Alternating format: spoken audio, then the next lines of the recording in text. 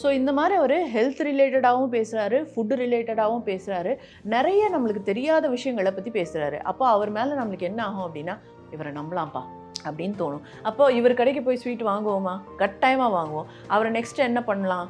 அவர் ஆன்லைனில் ஒரு வெப்சைட் ஒன்று ஸ்டார்ட் பண்ணிவிட்டு, நாங்கள் எந்த ஊரில் வேணால் நீங்கள் இருங்க, ஸ்வீட்டை நீங்கள் ஆர்டர் பண்ணதுக்கப்புறமா ஃப்ரெஷ்ஷாக தயாரித்து உங்களுக்கு ஷிப் பண்ணுறோம் அப்படின்னு சொன்னால் வாங்குவாங்களா? டெஃபினட்டாக வாங்குவாங்க, right?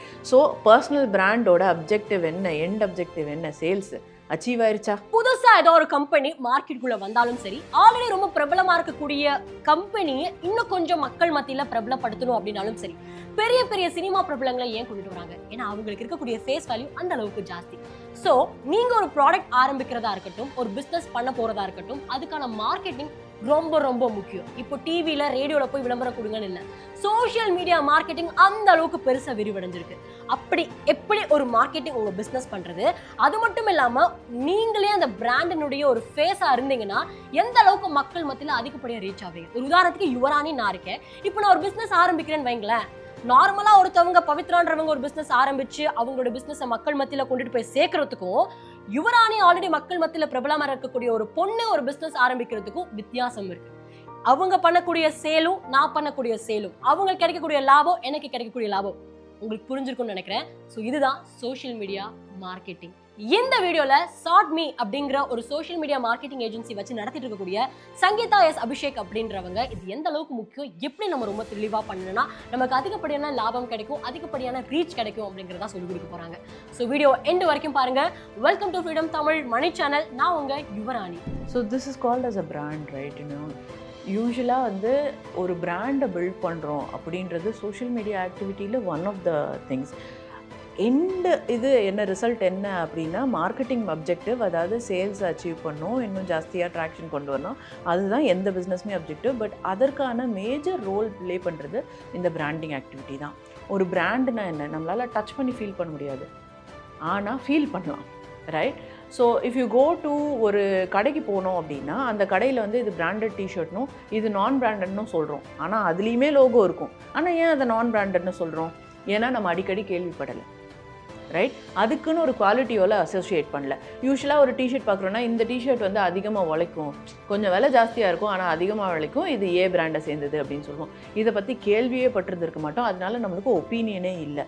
So that is what makes the brand different. அப்போது பிராண்ட் அப்படின்னும் போது டச் பண்ணி நம்மளால் ஃபீல் பண்ண முடியாது, பட் ஆனால் அதை பற்றி ஒரு ஒப்பீனியன் வந்து நம்மளுக்கு தெரிஞ்சிருக்கணும். எப்படி இந்த ஒப்பீனியன் அடிக்கடி வருதுன்னா, அடிக்கடி அந்த பிராண்ட் உங்கள் கண்ணு முன்னாடி கொண்டு வந்து காமிக்க தான் வருது.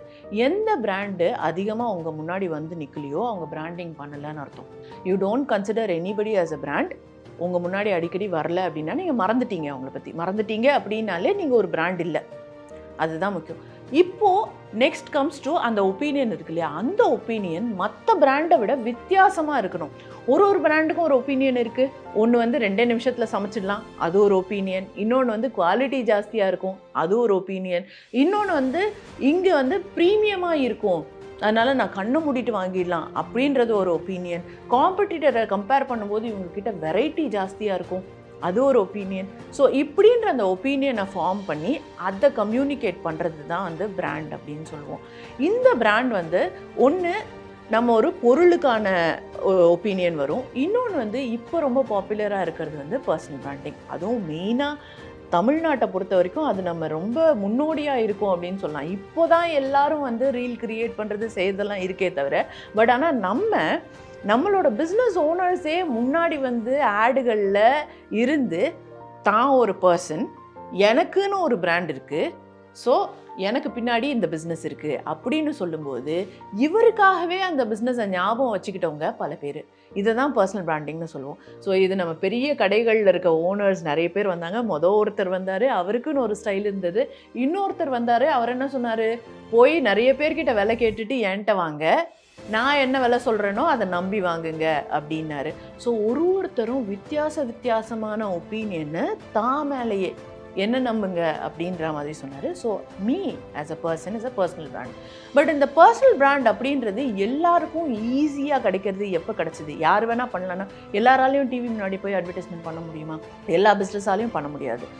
யார்கிட்ட பணம் அதிகமாக இருக்கோ அவங்க தான் ஒரு டிவி ஆட் பண்ண முடியும். ஆனால் சோஷியல் மீடியா அதை உடச்சிருச்சு. ஏன் சோஷியல் மீடியான்னு வந்தபோது யார் வேணால் ஒரு வீடியோ எடுக்கலாம், யார் வேணால் ஒரு ரீல் கிரியேட் பண்ணலாம், யார் வேணால் ஒரு யூடியூப் சேனல் தொடங்கலாம் அப்படின்ற அந்த டெமோக்ரஸி வந்துருச்சு. எல்லாருக்கும் ரீச் ஆகிற மாதிரி ஆயிடுச்சு. இப்போது இன்ஃப்ளூயன்சர்ஸ் பர்சனல் பிராண்ட் ஆகிட்டாங்க. இன்ஃப்ளூயன்சர்ஸ்னால் யார்? நம்மளை இன்ஃப்ளூயன்ஸ் பண்ணக்கூடியவர்கள். அவர் இந்த ஒரு பொருளை பற்றி சொன்னார் அப்படின்னா அவரை நம்பி நம்மளும் போய் வாங்குவோம். அவங்க நம்மளை இன்ஃப்ளூயன்ஸ் பண்ணி ஒன்று வாங்க வைக்கிறாங்க அப்படின்றதுனால தான் அவங்க பேர் இன்ஃப்ளூயன்சர்ஸ். ஸோ அப்போது இன்ஃப்ளூயன்சருக்கு மெயினான வேலை என்ன இருக்குது அப்படின்னா கான்டென்ட் க்ரியேஷன் அப்படின்னு சொல்லுவாங்க. ஏன்னா நம்ம பண்ணுறதெல்லாம் என்ன? கான்டென்ட் கன்சியூம் பண்ணுறது. கன்சியூமராக நம்ம என்ன பண்ணுவோம்? போய் யூடியூப்பில் போய் ஏதாவது ஒன்று பார்ப்போம், இன்ஸ்டாகிராமில் போய் ரீல் எக்கச்சக்கமாக பார்ப்போம், நிறைய வெப்சைட்ஸை விசிட் பண்ணிகிட்டே இருப்போம், ஏதாவது ஒன்று சர்ச் பண்ணிகிட்டே இருப்போம். அப்போ நம்மளுக்கு ரிசல்ட்டாக வர விஷயங்கள் எல்லாத்தையுமே கான்டென்ட்னு தான் சொல்லுவோம். இந்த கான்டென்ட்டை க்ரியேட் பண்ணி தான் ஒருத்தர் இன்ஃப்ளூயன்சர் ஆகுறாரு. ஏன் அப்படின்னா ஒருத்தர் அடிக்கடி ஃபேஷன் பற்றி பேசிகிட்டே இருந்தாருன்னா இவருக்கு ஃபேஷன் பற்றி தெரியும்.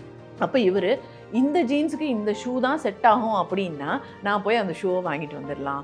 அதே மாதிரி நான் கல்யாணத்துக்கு ஒரு இடத்துல புடவை வாங்கணும் அப்படின்னா இந்த இன்ஃப்ளூயன்சர் இங்கே தான் விலை கம்மியாக கிடைக்கும், இங்கே தான் குவாலிட்டி ஜாஸ்தியாக கிடைக்கும் அப்படின்னு ஒரு 4 கடை ஏறி இறங்கி இந்த கடையை ரெக்கமெண்ட் பண்ணாங்க அப்படின்னா நான் போய் இங்கே வாங்கலாம் அப்படின்ற மாதிரி நீங்கள் போய் வாங்குறீங்க. ஏன் அப்படின்னா அவங்க அத்தாரிட்டி பில்ட் பண்ணிட்டாங்க. அந்த அத்தாரிட்டி எப்படி வந்தது?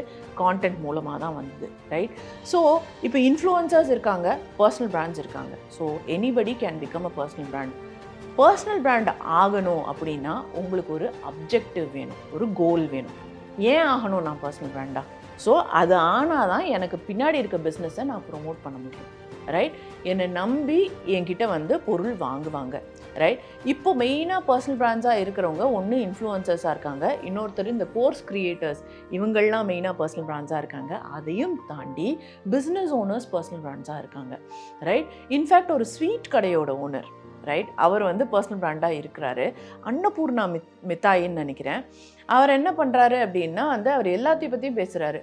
ஸோ ஃபுட்டு கலர்னால் என்ன, அதில் எது சேஃபு எது அன்சேஃபு, மயோனீஸை எப்படி ப்ரிப்பேர் பண்ணுறாங்க, நாங்கள் எந்த மாதிரியான ப்ராடக்ட் க்ரியேட் பண்ணுறோம். ஸோ இந்த மாதிரி அவர் ஹெல்த் ரிலேட்டடாகவும் பேசுகிறாரு, ஃபுட்டு ரிலேட்டடாகவும் பேசுகிறாரு, நிறைய நம்மளுக்கு தெரியாத விஷயங்களை பற்றி பேசுகிறாரு. அப்போ அவர் மேலே நம்மளுக்கு என்ன ஆகும் அப்படின்னா இவரை நம்பலாம்ப்பா அப்படின்னு தோணும். அப்போ இவர் கடைக்கு போய் ஸ்வீட் வாங்குவோமா? கட்டாயமாக வாங்குவோம். அவரை நெக்ஸ்ட் என்ன பண்ணலாம்? அவர் ஆன்லைனில் ஒரு வெப்சைட் ஒன்று ஸ்டார்ட் பண்ணிவிட்டு நாங்கள் எந்த ஊரில் வேணால் நீங்கள் இருங்க, ஸ்வீட்டை நீங்கள் ஆர்டர் பண்ணதுக்கப்புறம் ஃப்ரெஷ்ஷாக தயாரித்து உங்களுக்கு ஷிப் பண்ணுறோம் அப்படின்னு சொன்னால் வாங்குவாங்களா? டெஃபினட்டாக வாங்குவாங்க, ரைட்? ஸோ பர்சனல் பிராண்டோட அப்ஜெக்டிவ் என்ன, எண்ட் அப்ஜெக்டிவ் என்ன? சேல்ஸு அச்சீவ் ஆயிடுச்சா, ரைட்? அதுக்கப்புறமா மற்றது எல்லாமே வந்து மார்க்கெட்டிங்கில் அடங்கிடும். அவருக்கு வந்து கண்டினியூஸாக இமெயில் மெசேஜஸ் போகிறது. ஸோ இந்த போன சீசனில் இது வாங்குனீங்க, இப்போ தீபாவளி சீசன் வந்துருச்சு, தீபாவளி கிஃப்ட் பாக்ஸ் வாங்குறீங்களா அப்படின்னு நீங்கள் வாட்ஸ்அப்பில் ஒரு மெசேஜ் அனுப்பிச்சிக்கலாம், ரைட்? ஸோ இதை மாதிரி கண்டினியூஸாக அவர்கிட்ட அப்செல் பண்ணலாம், அவரை நர்ச்சர் பண்ணலாம், அவரை பெஸ்ட்டு கஸ்டமர் சர்வீஸ் கொடுக்கலாம். ஒரு லெவலுக்கு மேலே அவர் என்ன ஆவார்? He will become your brand advocate. போய் 100 பேர்கிட்ட இவங்ககிட்ட வாங்குக்கப்பா அப்படின்னு சொல்லுவாங்க, right? So this is about brand as such, personal brand, பிஸ்னஸோட brand, and then creator economy அப்படின்றது அது ஒரு தனி விஷயம்.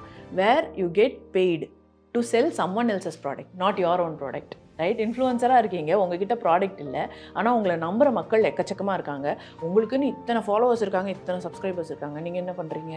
உட்காந்து இதை வாங்குங்கன்னு சொல்கிறீங்க, வாங்குறாங்க. உங்ககிட்ட நிறைய பிராண்ட்ஸ் வந்து காசு போடுறதுக்கு ரெடியாக இருக்காங்க, நீங்கள் வந்து அதுலேருந்து சம்பாதிக்கிறீங்க. அப்போ இந்த இடத்துல என்னென்னா உங்களுக்குன்னு ப்ராடக்ட் இல்லை, மற்றவங்க ப்ராடக்டை செல் பண்ணுறீங்க. Personal brand of a company, ஒரு பிஸ்னஸ் ஓனர் என்ன பண்ணுறாரு? அவரே அத்தாரிட்டி ஆகுறாரு, அவருக்கு பின்னாடி ஒரு பிஸ்னஸ் இருக்குது. ஸோ அவரோட அத்தாரிட்டி மூலமாக அந்த பிஸ்னஸை வந்து செல் பண்ணுறாரு.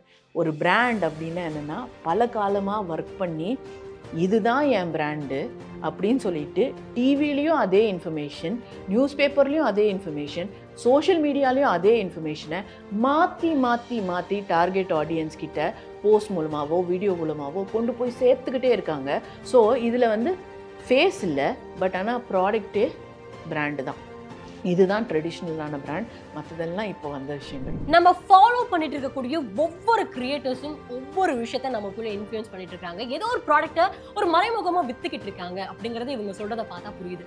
சின்ன பிராண்ட்ல இருந்து பெரிய பிராண்ட் வரைக்கும் எப்படி இன்னும் சில பல ட்ரிக்ஸ் டிப்ஸ் எல்லாம் அவங்க ஃபாலோ பண்ணி மக்கள் மத்தியில அதிகப்படியான ரீச்சை பெறாங்க அப்படிங்கறத சங்கீதா எஸ் அபிஷேக் அவர்கள் நம்ம கூட ஷேர் பண்ணிக்க போறாங்க. பட் இருந்தாலும் இன்னும் இன்டெப்தா நீங்க தெரிஞ்சுக்கணும் சோஷியல் மீடியா மார்க்கெட்டிங் பத்தி அப்படின்னா நம்மளோட ஃப்ரீடம் ஆப்ல இவங்களே ஒரு கோர்ஸ் கிரியேட் பண்ணிருக்காங்க. சமூக ஊடக மேலாண்மை வணிகம், மாதம் 3 லட்சம் வரை வருவாய் அப்படிங்கறது அந்த கோர்ஸுடைய பெயரு. நம்ம ஃப்ரீடம் ஆப்பை டவுன்லோட் பண்ணீங்கன்னா இந்த கோர்ஸ் வரும், நீங்க செக் பண்ணி பாருங்க. இப்போ இந்த வீடியோவை கடைசி வரைக்கும் பார்த்துட்டு வந்துடலாம். இப்போ நம்ம என்ன பார்த்தோம் அப்படின்னா ஒரு பிராண்டுக்கு டெஃபினிஷன் பார்த்தோம், ரைட்? ஆனால் அந்த பிராண்டுன்றது நான் ஒரே மாதிரி கம்யூனிகேட் பண்ணணும்னு சொன்னேன் இல்லையா, அதுதான் கன்சிஸ்டன்சி அப்படின்னு சொல்லுவாங்க. பிராண்டுக்குன்னு இதுதான் ஃபாண்ட்டு, இதுதான் கலர், எல்லா இடத்துலையும் நீங்கள் எங்கே வேணால் போயிருங்க உங்களோட பிராண்டை ப்ரொமோட் பண்ணுங்கள். அது சோஷியல் மீடியாவாகட்டும், டிவி ஆகட்டும், நியூஸ் பேப்பர் ஆகட்டும், எங்கே போய் நீங்கள் ப்ரொமோட் பண்ணாலும் உங்கள் பிராண்டோட ஃபாண்ட்டு பார்த்த உடனே இது அவங்க தான் அப்படின்னு தெரிஞ்சிடணும். ஒரு பியில் ஒரு கர்வ் இருந்தாலே நம்மளுக்கு மண்டையில் தோண்டிடும் இது பேட்டா தான், ரைட்? அதே மாதிரி ஒரு ப்ளூவும் எல்லோவும் இருந்ததுனாலே அது ஃப்ளிப்கார்ட் தான். ஒரு ஸ்மைல் மாதிரி இப்படி ஒரு ஏரோ இருந்ததுனாலே அமேசான் தான். ஸோ இதெல்லாம் ஏன் நம்ம மனசில் பதிஞ்சிருச்சு அப்படின்னா இதை அடிக்கடி பார்த்துட்டோம். அவங்க இதை மாற்றாமல் எப்பவும் அதையே தான் பண்ணியிருக்காங்க. ஸோ அதுக்கு நம்ம ஒரு லோகோ அப்படின்னு க்ரியேட் பண்ணுறோம். ஸோ யூஸ்வலாக லோகோ அப்படின்றது ஒரு பிராண்டோட விஷுவல் ரெப்ரசன்டேஷன், அவ்வளோதான். அதில் ஒரு ஃபாண்ட் இருக்கும், அதே மாதிரி ஏதாவது ஒரு எலிமெண்ட் இருக்கும். இப்போ அமேசானில் ஒரு ஃபாண்ட் ஒன்று இருக்குது, ரைட்? ஒரு ஸ்டைலில் எழுதியிருக்காங்க அந்த லெட்டர்ஸ் எல்லாம். கீழே ஒரு ஸ்மைலை போட்டாங்க, A to Z போட்டாங்க. ஸோ அதில் ஒரு மீனிங்கும் வந்துருச்சு, எல்லாமே எங்ககிட்டேருந்து வாங்கலாம். அதே மாதிரி ஒரு ஸ்மைல் மாதிரியும் வந்துச்சு, ஏரோ மாதிரி வந்துச்சு. இது எலிமெண்ட்ஸ் அதோட சேர்ந்து இருக்கிறது. இதுக்குன்னு ஒரு கலர் வேணும் இல்லையா? அப்போது இந்த கலர் தான் அப்படின்றத செட் பண்ணிடுவாங்க. இப்போது நாங்கள் ஒரு லோகோ க்ரியேட் பண்ணுறோம் அப்படின்னா, இல்லை இன்னொருத்தர்கிட்டேருந்து சோஷியல் மீடியா பண்ணுறோம் அப்படின்ட்டு எங்களுக்கு லோகோ கொடுங்க அப்படின்னா அது கூட சேர்த்து பிராண்ட் கைட்லைன்ஸ்னு ஒன்று கொடுப்பாங்க, ரைட்? ஸோ இதை நீங்கள் யூஸ் பண்ணுறீங்க அப்படின்னா நீங்கள் எப்படிலாம் யூஸ் பண்ணலாம்? இந்த சைஸில் சோஷியல் மீடியாவில் போடுங்க, அதே மாதிரி இந்த கலர் தான் இருக்கணும், இல்லாட்டி 2-3 வித்தியாசமான கலர்களில் போடலாமா? டார்க் பேக்ரவுண்டுக்கு லைட் கலர் லோகோ எப்படி இருக்கணும், லைட் பேக்ரவுண்டுக்கு டார்க் கலர் லோகோ எப்படி இருக்கணும் அப்படின்னு சொல்லுவாங்க. இன்னொன்று கலர் பேலட்னு சொல்லுவாங்க. ஸோ இது எந்த இடத்துல எங்களுக்கு யூஸ் ஆகும்னா சோஷியல் மீடியாவில், வெப்சைட்டில், இங்கெல்லாம் யூஸ் ஆகும். சரி, உங்களோட பிராண்டோட கலர் இந்த பர்டிகுலர் ப்ளூ, இந்த பர்டிகுலர் எல்லோ. ஏன் இந்த பர்டிகுலர் அப்படின்னு சொல்கிறேன்னா எந்த ஒரு கலருக்கும் RGB அப்படின்னு சொல்லிட்டு ஒரு கோடு ஒன்று இருக்கும், ரைட்டா? ஸோ அப்போது எக்ஸாக்டாக இந்த கலர் தான் அப்படின்றதுக்கு அதோட கோடு ஒன்று இருக்கும். ஸோ இந்த கோடில் ப்ளூ, இந்த கோடில் எல்லோ, இது என் வெப்சைட்டில் இருக்கணும். இதையும் தாண்டி நீ ஒயிட்டும் பிளாக்கும் யூஸ் பண்ணிக்கலாம், இதுதான் உன்னோட கலர் பேலட் அப்படின்னு சொல்லிட்டு ஒரு கலர் பேலட் கொடுப்பாங்க. நாங்கள் அதை பேஸ் பண்ணி தான் வரும். இதுலேயுமே சில இது ப்ரைமரி கலர்ஸாகவும் சில இது செகண்டரி கலர்ஸாகவும் வரும். அதிகமாக ப்ளூ அண்ட் எல்லோவில் பண்ணுங்கள், கம்மியாக இதோட ரிலேட்டிவான லெட்ஸே இந்த பர்டிகுலர் க்ரீன் அப்படின்னா இந்த கலரில் நீங்கள் அங்கங்கே கொஞ்சம் ஏதாவது ஒரு எலிமெண்ட் கொண்டு வந்துக்கலாம் அப்படின்னும் அதில் டிஸ்கிரிப்ஷன் வரும். இதை பேஸ் பண்ணி தான் சோஷியல் மீடியாவில் கான்டென்ட்டே நாங்கள் க்ரியேட் பண்ணுவோம், வெப்சைட் ஆனாலும் சரி, சோஷியல் மீடியா ஆனாலும் சரி. ஸோ நெக்ஸ்ட்டு இந்த பிராண்ட் எப்படின்னா சோஷியல் மீடியாவுக்கு வருவோம். இன்ஸ்டாகிராமில் பிராண்டிங் எப்படி பண்ணுவோம் அப்படின்னா கலர் பேலட் எடுத்துக்கும். கலர் பேலட் எடுத்துகிட்டு நாங்கள் க்ரியேட் பண்ணுறது இன்ஸ்டாகிராமில் கிரிட்டு மாதிரி வரும், 3 3 3 அப்படின்ட்டு. இதில் அவங்களோட ப்ரைமரி கலர்ஸ் அதிகமாக வரா மாதிரியும் செகண்டரி கலர்ஸ் கம்மியாக வரா மாதிரியும் நாங்கள் கிரிட் க்ரியேட் பண்ணுவோம், ரைட்? ஸோ இதை தான் ஒரு கைட்லைன்ஸாக யூஸ் பண்ணி கண்டினியூஸாக க்ரியேட் பண்ணுவோம், ரைட்? அப்போ பிராண்ட் பார்க்கும்போது யூனிஃபார்மாக, நீட்டாக, தெளிவாக, எக்கச்சக்க ஃபாண்ட் யூஸ் பண்ண மாட்டோம்.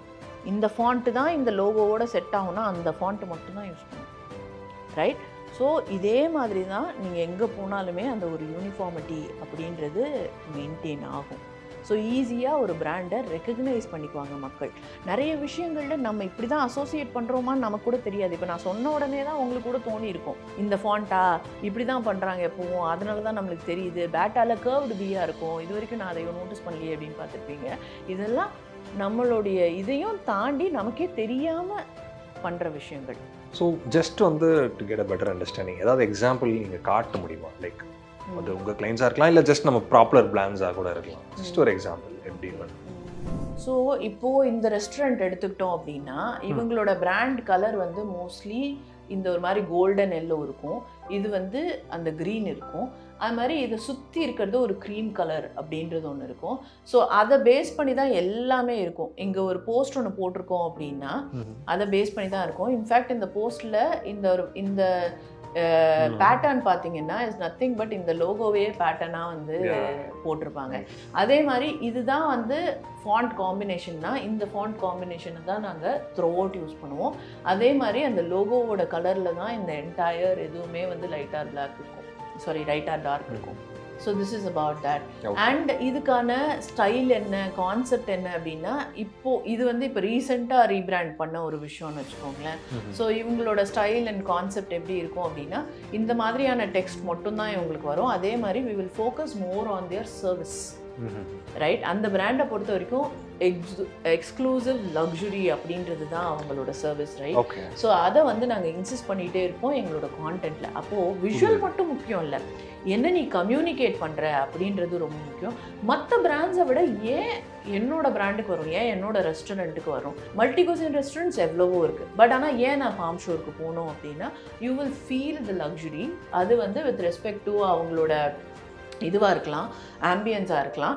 அண்ட் ஆல்சோ அங்கே போனாலே உங்களுக்கு அங்கே இருக்க வெயிட்டரோட பேசினாலே உங்களுக்கு தெரியும் எந்த அளவுக்கு உங்களுக்கு இம்பார்ட்டன்ஸ் கொடுப்பாங்க அப்படின்றது உங்களுக்கு புரியும். ஸோ நாங்கள் எடுக்கிற ஒரு ரீல்லையுமே வந்து அந்த இம்பார்ட்டன்ஸை வந்து கொண்டு வருவோம், ரைட்? இந்த பிராண்டுக்குன்னு ஒரு பர்சனாலிட்டி இருக்குது, ரைட்? இந்த பிராண்ட் வந்து ராஜா மாதிரி, அதுதான் வந்து இந்த பிராண்டோட பர்சனாலிட்டி. இதுக்கு we did a study, ஒரு பிராண்ட் ஆர்கிடைப் அப்படின்னு சொல்லுவாங்க.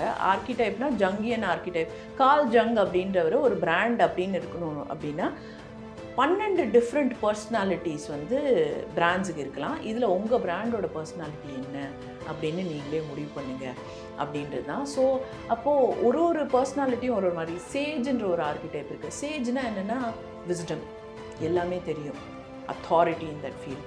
Google is a sage, Discovery Channel is sage, right?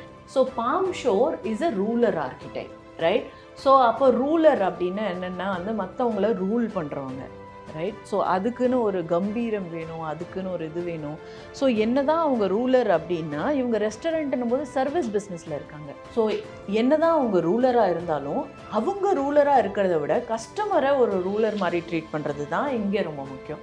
So அதனால the kind of service we give is, we will consider you as the king and then we will serve you better.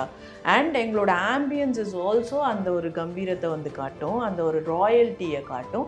The food also has this royal appeal. என்ன அப்படின்னா வந்து இவங்களோடது நிறைய Arabian food இருக்கும், நிறைய மலபார் இதெல்லாம் இருக்கும். Flavours எல்லாம் பார்த்தீங்கன்னா ரொம்ப அதிகமாக இருக்கும், கொஞ்சம் பெட்டராக. அதே மாதிரி ஷெஃப் அவங்க செலக்ட் பண்ணியிருக்கிறதும் அதுக்கேற்ற மாதிரி தான் செலக்ட் பண்ணியிருப்பாங்க. ஸோ இந்த இடத்துல உங்களோட ப்ரைஸிங், ட்ரெடிஷ்னல் இதையெல்லாம் விட்டுட்டு இட்ஸ் அபவுட் த ஃபீல் அப்படின்றது தான் வந்து முக்கியமாக கொண்டு வந்திருப்போம். இதெல்லாம் ஒரு பிராண்டுக்கு பின்னாடி பண்ண வேண்டிய விஷயங்கள். இதை பண்ணாமல் நம்ம வந்து நிறைய பேர் சோஷியல் மீடியா மார்க்கெட்டிங்கில் என்ன இறங்கிடுவாங்க அப்படின்னா, ஓகே இன்றைக்கி வந்து கிளைண்ட் வந்தாரா, நாளைக்கு போஸ்ட்டை போடு. அப்படி பண்ணோம் அப்படின்னா கிளையண்ட்டுக்கும் எந்த விதமான இதுவும் கிடையாது. நீங்கள் as a social media manager இருக்கும், உங்களுக்கும் ஒரு சாட்டிஸ்ஃபேக்ஷன் இருக்குது அது என்ன பண்ணிங்கன்னா, அவசரமாக பண்ண மாதிரி தான் இருக்கும். So don't work on the number, இத்தனை நம்பர் ஆஃப் போஸ்ட்ஸு, இத்தனை நம்பர் ஆஃப் திங்ஸ் அப்படின்றத விட ஓவரால் அப்ஜெக்டிவ் என்ன, ஒரு பிராண்டுனா இப்படி தான் இருக்கணும், அதுக்கு இந்த மாதிரி நான் மார்க்கெட்டிங் பண்ணால் தான் என்னை இப்படி நம்புவாங்க, இப்படி நம்பினா தான் இந்த ப்ரைஸிங்கில் என்னால் ஒரு பொருளை விற்க முடியும், ரைட்? ஒரு பிரியாணியை நம்மளால் வந்து 50 ரூபாய்க்கும் வாங்க முடியும், 500 ரூபாய்க்கும் வாங்க முடியும். அப்போ 500 ரூபாயில் வாங்குகிறோம் அப்படின்னா அப்போ அவங்க மேலே நம்மளுக்கு எவ்வளோ நம்பிக்கை இருக்கணும்னு பார்த்துக்கோங்க. அந்த நம்பிக்கையை கிரியேட் பண்ணுறது தான் பிராண்ட். இந்த வீடியோல சோஷியல் மீடியா மார்க்கெட்டிங்ன்றது எந்த அளவுக்கு முக்கியம், எப்படி நம்ம பண்ணணும் அப்படிங்கிற ஒரு கிளாரிட்டி உங்களுக்கு அட்லீஸ்ட் ஒரு பேசிக் லெவல்ல உங்களுக்கு புரிஞ்சிருக்கும். பட் இதை பத்தி இன்னும் இன்டெப்தா தெரிஞ்சுக்கணும் அப்படின்னா நம்மளோட ஃப்ரீடம் ஆப்ல சங்கீதா எஸ் அபிஷேக் அவர்களே பாத்தீங்கன்னா ஒரு கோர்ஸ்ல ரொம்ப தெளிவான ஒரு விளக்கங்கள் கொடுத்திருக்காங்க. சமூக ஊடக மேலாண்மை வணிகம், மாதம் 3 லட்சம் வரை வருவாய் அப்படிங்கறது அந்த கோர்ஸோட பேரு. ஃப்ரீடம் ஆப்ல செக் பண்ணி பார்க்கலாம். அப்படி இல்லைன்னா இந்த வீடியோட டிஸ்கிரிப்ஷன்ல அந்த கோர்ஸ்க்கான லிங்க் கொடுக்க சொல்றோம், போய் செக் பண்ணி பாருங்க. அண்ட் இந்த வீடியோ பத்தின கருத்துக்களை யுவராணி எனக்கு நீங்க தெரியப்படுத்தணும்னா கமெண்ட் செக்ஷன்ல மறக்காம தெரியப்படுத்துங்க. தேங்க்யூ.